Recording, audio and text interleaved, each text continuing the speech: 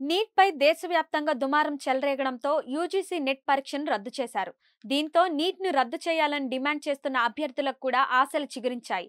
June 4న neat ఫలితాలు విడుదలైనప్పటి నుంచి నీట్లో rigging జరిగిందని ఆరోపిస్తూ దేశవ్యాప్తంగా ప్రదర్శనలు జరుగుతున్నాయి. సుప్రీంకోర్టులో అనేక పిటిషన్లు దాఖలయ్యాయి. వివిధ రాష్ట్రాల హైకోర్టుల్లో కేసులు దాఖలయ్యాయి. ఈ విషయాన్ని సుప్రీంకోర్టు కూడా విచారించి పరీక్షను రద్దు చేసేందుకు నిరాకరించింది. అయితే ఈ వ్యవహారంపై జూలై 8న విచారణ జరగనుంది.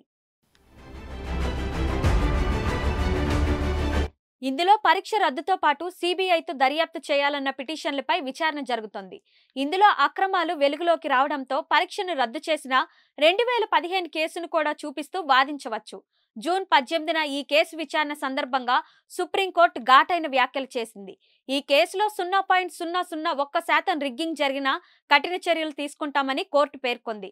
పిల్లలు చేసిన కృషి మరువలేనిదని కోర్టు పేర్కొంది.